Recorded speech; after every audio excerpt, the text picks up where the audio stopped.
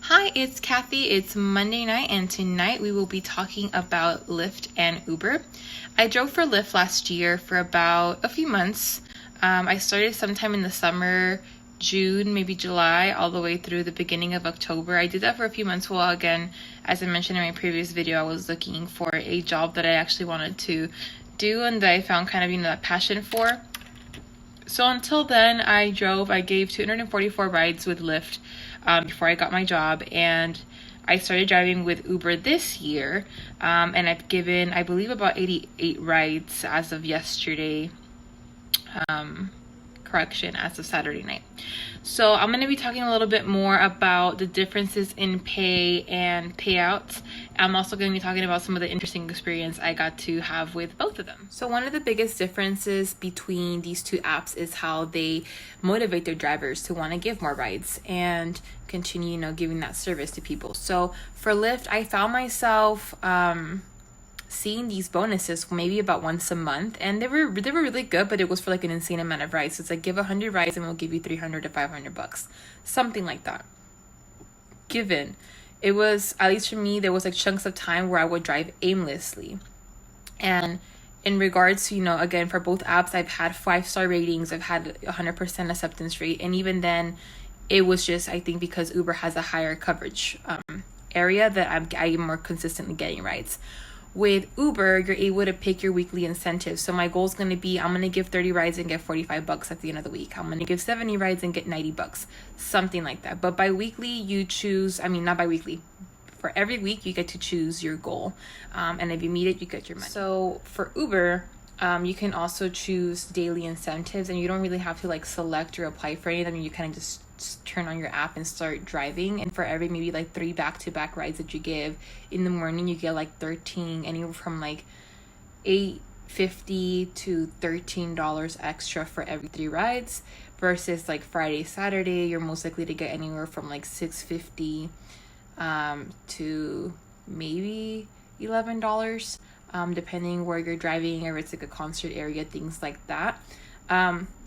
Also, another comparison is the prices when you're versus how they're charging you is how they're also charging the driver. So it is cheaper to order a Lyft, but therefore the pay isn't as high for Lyft. For Uber, yes, the rates go up pretty high, and then we get paid more because of it. Also, some of the rules have recently changed for Uber. Also has an option when you're driving to share your location. So on some nights that I do drive in areas that maybe I don't feel safe in, or whatever the reason is, you can always turn on this, it has a safeguard thing that you press. Just like as a passenger, you can share your ride and your location. It's the same thing for a driver. You can share where you're at all times that you're driving. You can turn it off at any point. So that's a really good thing, and I don't know if Lyft has actually added it onto theirs as well. Again, I drove for Lyft last year, and I'm sure they've had a bunch of changes just like Uber has. Uber recently made some changes in regards to bonuses, incentives. They used to say, don't go chase the storms.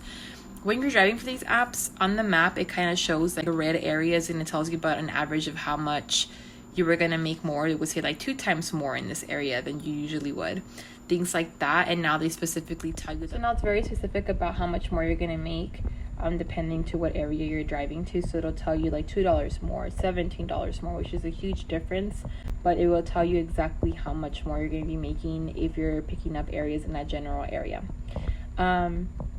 I think one thing that has kind of just helped is sticking to driving to Saturdays or Friday nights, depending. Again, I look at the incentives for the night to see, is it worth chunking up to drive for every 3 rides, this is how much money you're gonna get, is that even an incentive for that day, things like that. So I've kind of kept it as a side gig.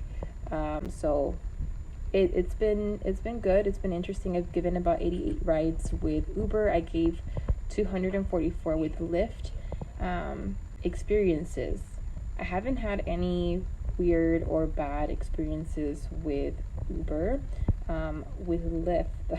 So I had two experiences that have kind of stuck to me from Lyft. So once I picked up a mom with an infant. They were doing just fine. They were sitting in the back. I was having a conversation with them. It was a shared ride.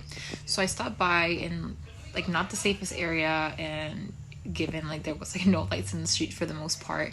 And I kind of looked at her and was like, do you feel safe? If not, I can always cancel the ride. It was an elderly looking man that was like shirtless, and he looked like he was on one. I'm pretty sure he was. He had like rollerblades in his hand, and he just was going off about how he met with somebody from Craigslist to get his girlfriend anniversary surprise. So she hasn't rollerbladed in a long time, and he kind of wanted to remind her to do something that she liked. So he got in the car, he puts on the windows, and is like sticking his head out, and it's just like, dude, we gotta put the windows up. There's a baby, there's an infant in the back. So if you really want air, like I could put the AC on low. And then luckily he was the second and only other person that I added onto that ride, and then he was the first one I had to drop off within like a 10-minute span. So yeah, that was pretty much it. My second one was going out to Manhattan area, and I pulled up in this cul-de-sac, and it was like a group of teenagers. They were all maybe about 15, and one of them was just like not having a good night, just puking a ton. And I was like, oh nope, this is not gonna happen today. And someone goes up to the window, and they're like, we really need a ride home. Our parents are gonna get mad, and it was so-and-so's birthday, and everyone keeps canceling on us. And it's just like, someone's gotta get these kids home, right? And I'm just thinking like, maybe some good karma will come out of this. So I told him, like in one condition, I don't care if it's a 15-minute ride and it turns into a 30-45, which I totally jinxed it right then and there. I'm like, tell me to pull over as many times as it takes. Tell me to pull over as many times as it takes for you to throw up, but don't do it in the car. So I pulled over about 7 times, and it was still maybe about a mile away. So it took quite some time, and at some point towards the end, they just didn't open the door in time, so she kind of just put the window down, and my door, was decorated very not nicely the next day.